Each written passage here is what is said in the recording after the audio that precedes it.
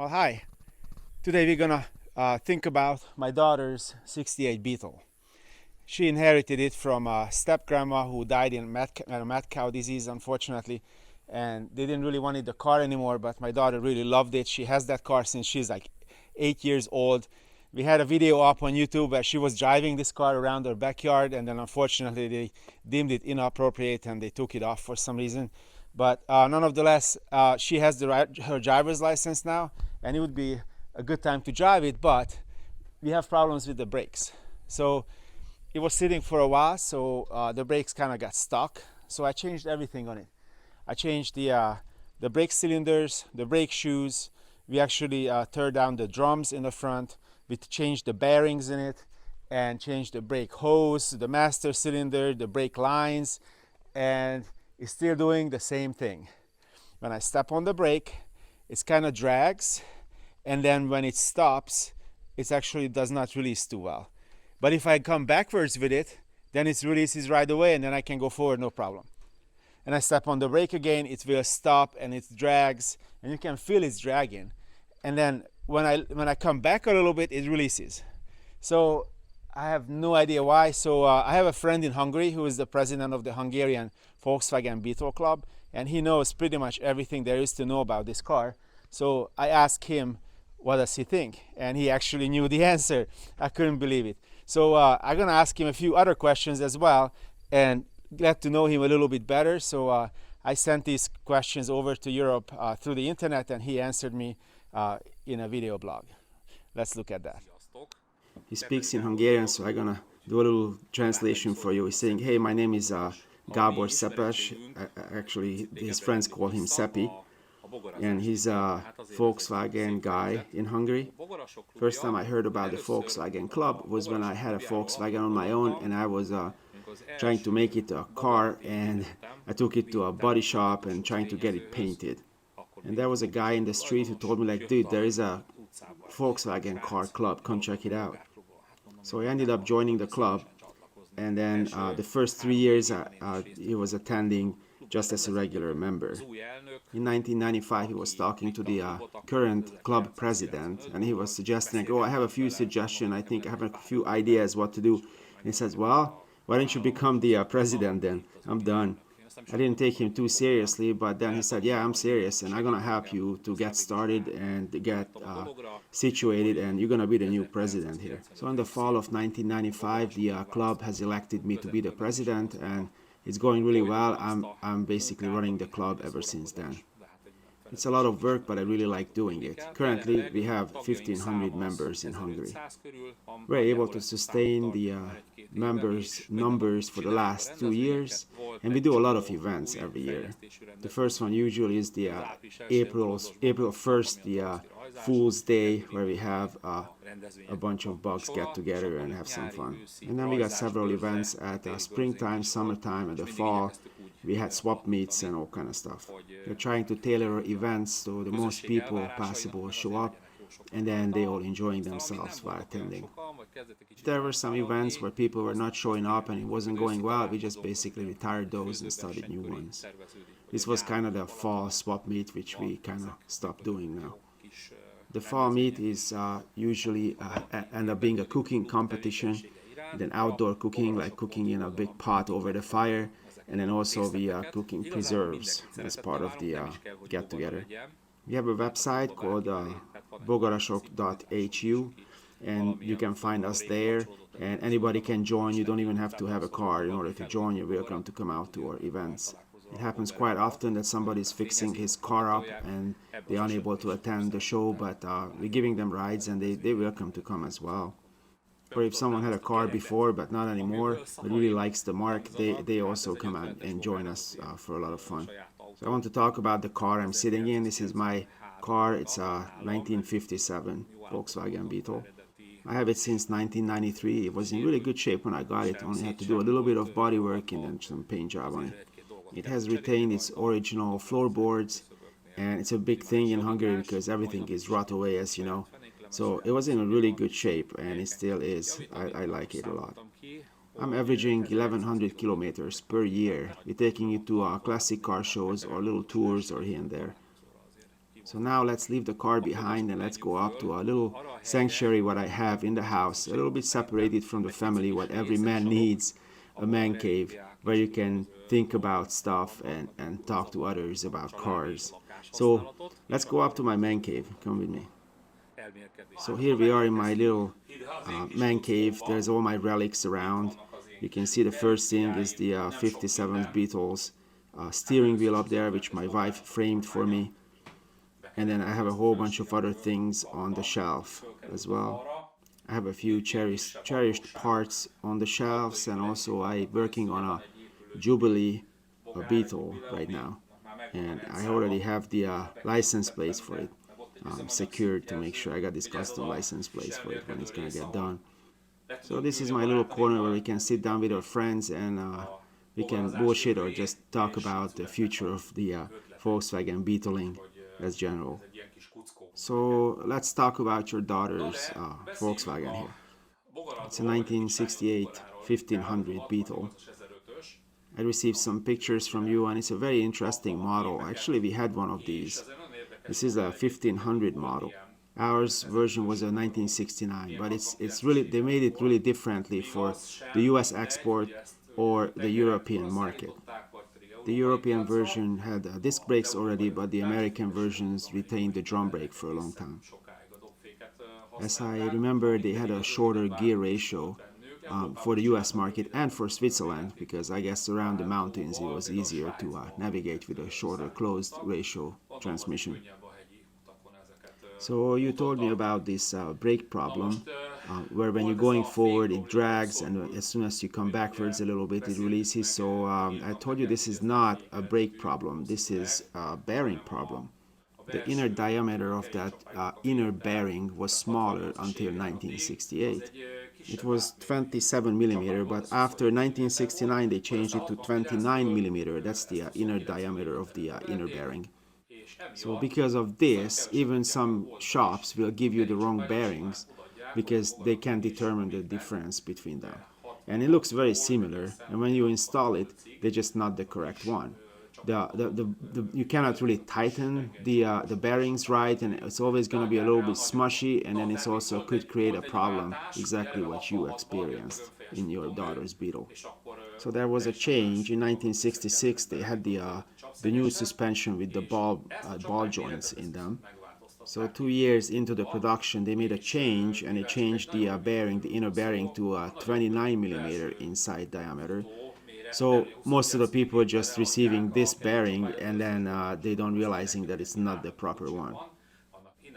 So people see that the bearing is loose, so they're trying to tighten it, and then it's just gonna burn up the bearings and gonna miss pieces out of the little rollers, and it's just gonna end up being a bad day altogether.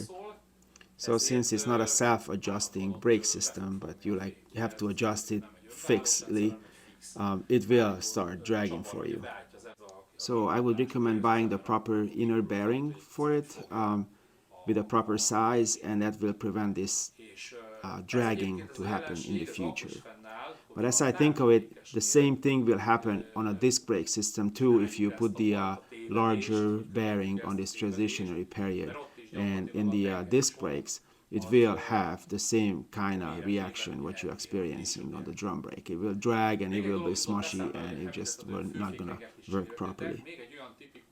And I think I just thought of one more pitfall what you may or may not done is you said that you changed the master cylinder, and when you're changing a master cylinder you have those bolts what holding the master cylinder on.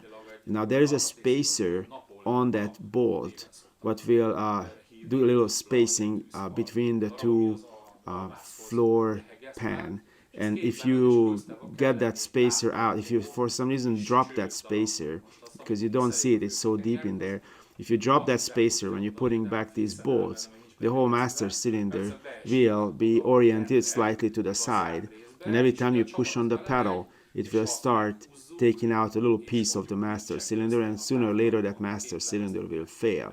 So be very careful when you're changing the master cylinder to use to make sure those two little spacers will go on the bolt when the master cylinder is getting installed. It's actually pretty easy to inspect it just from inside the car. You just need to move that little rubber seal on it, and then you can verify that those two spacers, they look like a little metal pipe around that bolt to make sure they are properly installed and it didn't fall off when you replace the master cylinder.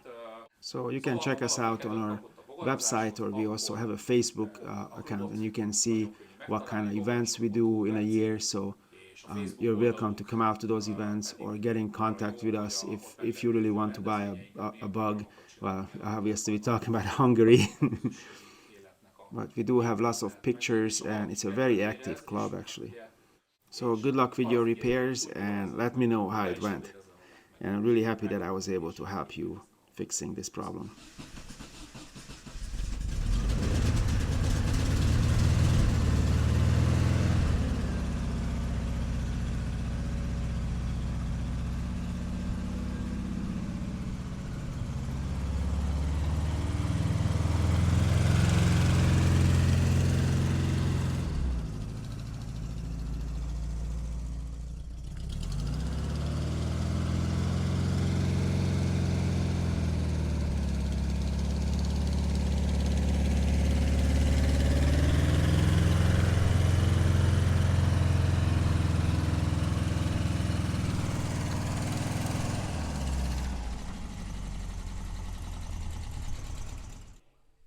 Now that Andrea parked it, we set the parking brake, and then we're going to remove the front right wheel to access the bearing. I thought Andrea not to put the hubcaps down upside down to make sure she doesn't scratch them. And now she's lifting it up. We don't trust the hydraulic jack, so we're gonna put some jack stands underneath. You can find a really good spot for it on the spring housing, this big round tube under the car. Now she's gonna use my impact wrench to remove the lug bolts. You're not supposed to put the lug bolts down in the sand or something to make sure they don't pick up any kind of dust or little pieces of rocks.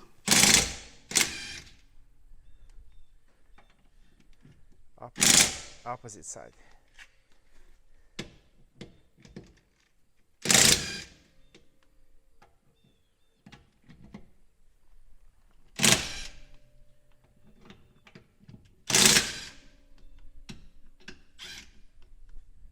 When she was growing up, she used to help me a lot in the garage. She was working on my little Bug-Eye Sprite, the little Austin Healey, and then she definitely worked on the Model T as well. When she was 5, she was already driving the Model T on the backyard. So now she's just fixing her bug, but she's so busy with school stuff that she's very rarely in the garage now. But she never is too scared to make her hands dirty. She's a real country girl. Now she's gonna remove the dust cap from the bearing housing to get access to that big knot what holds the whole bearing assembly on.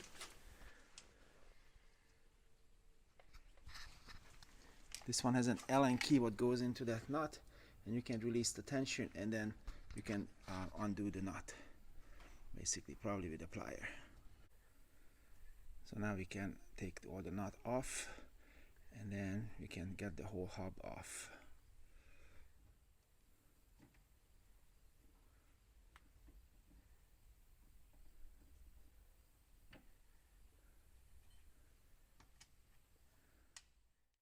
Now you just pull it off with your hand. Ooh, you gotta hold the middle bearing from falling off. There you go. Now you can just put it down right there, and then we can take the outer bearing out and the little washer out, and the rest we can put down. And then there is the little seal what needs to be coming out, and there is the bearing what needs to come out in as well, the inner bearing. As you can see, there's the seal in it. That will have to come out with the inner bearing, because the inner bearing is the one causing the trouble. You're gonna find something to hit the bearing just a little bit to tap it, and that will push the seal out. No. There it is.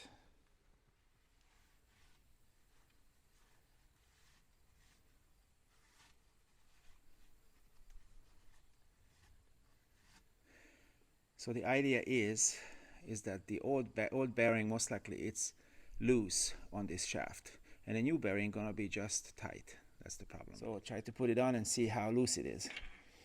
See, that was a cutoff. Yeah, there you go. So that's the problem with the car. This is why it was not tight, and this is why it was sticking. Let's put the new one on. See how the new one is fitting on it.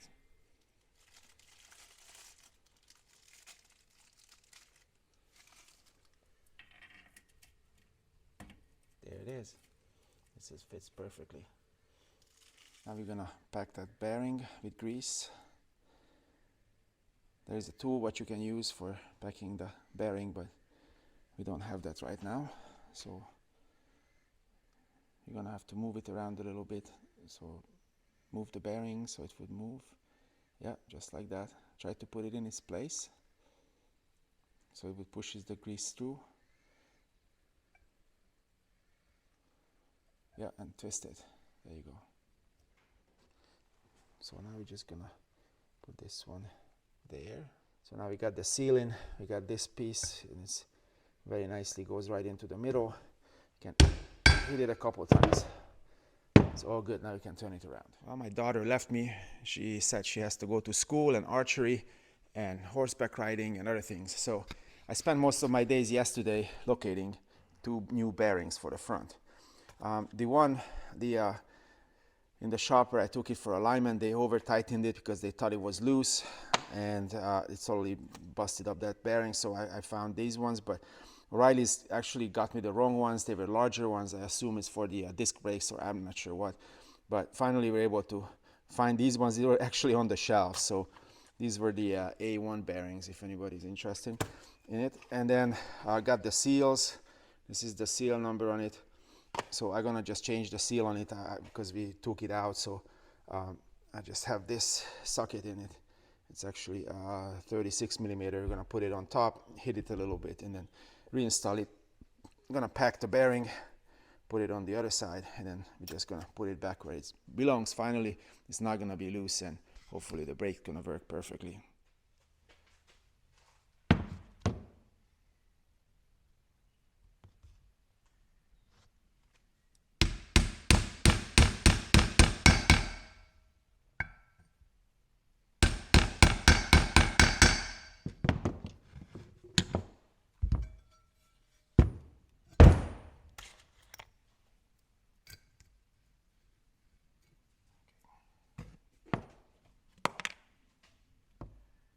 I know there is a bearing packing tool which I keep thinking I'm gonna buy, but every time I got to the car parts store I forget about it, so I just use my fingers to pack it real well. And then once I put a little pressure on it, when I put it in its place, it pushes the grease through the bearings, and it usually ends up being just fine. So I put some excess of grease in it, and when I put it in position on the car, the pressure what I create between the shaft and this bearing housing, it will additionally put some grease inside the bearings, and it usually end up being just fine.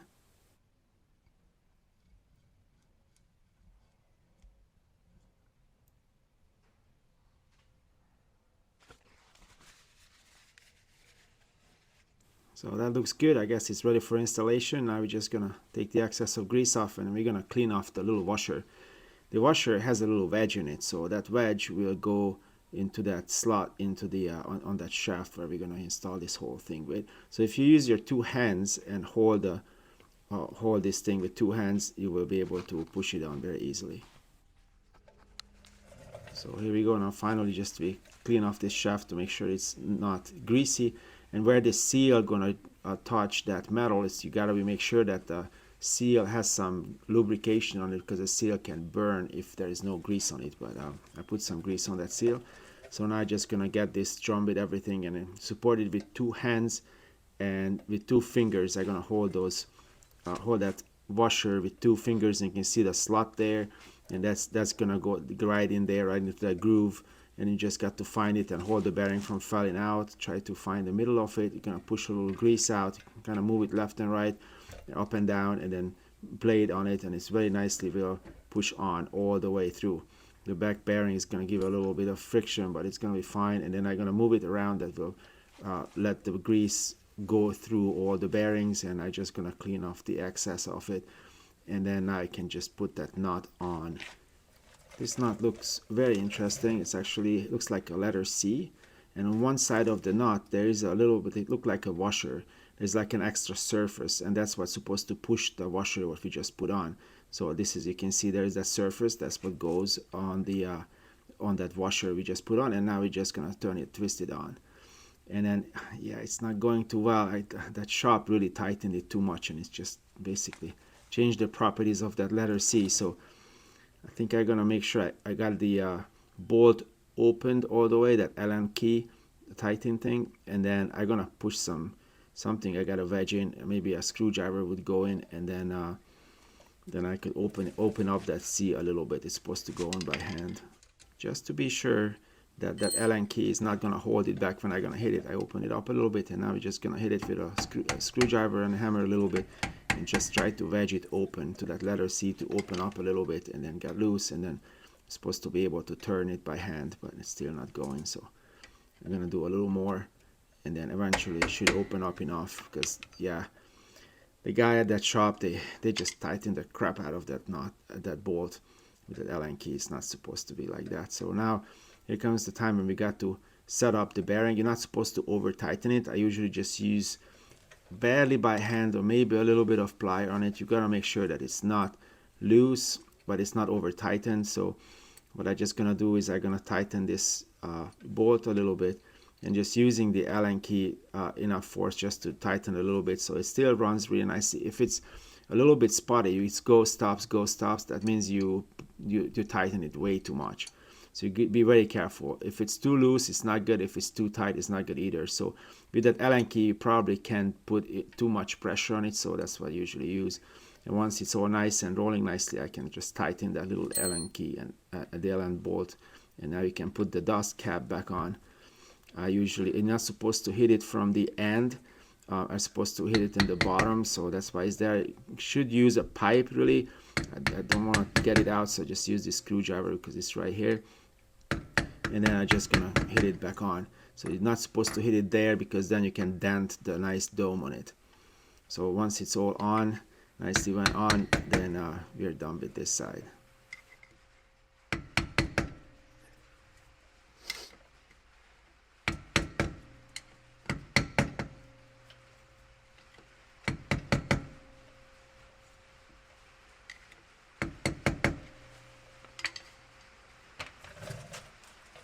So now we can have the wheel back on. It's a little bit tricky to align the wheel hole with the actual hole on that brake drum. I didn't lift the car up, or Andre, I didn't lift the car up enough, so it's nice that actually it's just right there, so I can put one in. If one of these bolts doesn't go in by hand, that means you cross-threaded it, so you gotta be very careful with how you're putting these bolts in. I know it's very basic information, but maybe somebody's watching it who just started to learn how to fix cars. So that might be a good information for them. So you need to just hand tie them just a little bit until they catch, and then they very nicely go in, and then you can use the power tool if you have one, or the big wrench to tighten the bolt, to tighten the rest of the bolts. I'm usually very careful, just tighten it just a little bit, and then a little more, just to make sure that that wheel will center itself on the drum. And then once they all somewhat centered, then I can go on with the full force and always tighten the bolt, which is on the opposite side, not right next to it. This will provide you with a very nice tightening sequence. Once I let the car down, then I'm gonna retighten these bolts with that long arm. Technically I'm supposed to use a torque wrench, but yeah, it's not an aluminum rim, so probably just gonna use that bar and then torque it down once more once the car is on its wheels. So now it comes the other side. Here's my little dog, Clover, the border collie. She's helping me. And in the other side, that's the only difference is here is that the speedometer cable comes down into the middle of that grease cup. So we're gonna have to deal with that, but I'm not gonna bore you fixing with that because it's exactly the same thing what we just done here. Now I got the proper bearings and it should be good to go. And here's Tesla, the Valpino Italiano, what I got from my mom and brothers and sister because she couldn't travel back to Europe, so now trying to make a dog out of it, but it's not happening. So yeah, let's see, I'm gonna finish off this driver's side and then let's see how it goes. What I failed to mention is that on the driver's side it's a reverse thread, so it's basically opens like you tighten it.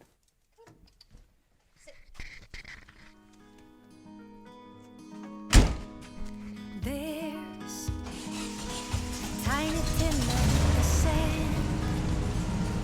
I see a flower in his hand, greeting all the mighty waves to land.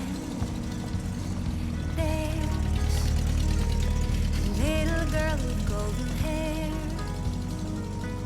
running free with no despair.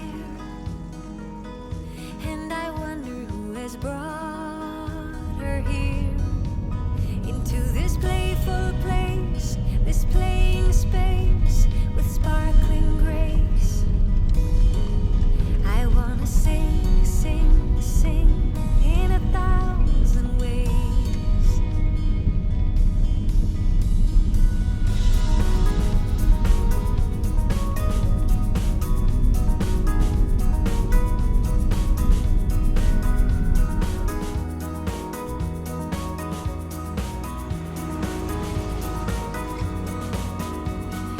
There's a pretty picture in the sky, cloudy dolphins floating by. Just imagine how they play and hide. So let us call upon the force we keep within. Send our love away, invite the universe into this playful place, this playing space with sparkling grace. I wanna sing, sing, sing in 1,000 ways. In this playful place, this playing space with sparkling So it grace. looks like this operation was successful and the patient survived. So the buggy works great. Now it's actually able to roll forward, roll backwards. We don't have to push the gas as much. It's perfect. So now we're just gonna have to buy some new connecting rods, and we're gonna have to change the little ball joints in it, and then we're gonna able to realign it because they're just so frozen from the salt. The Canadian salt kind of froze them. So thank you for watching, and then see you guys next Friday with something else. Bye.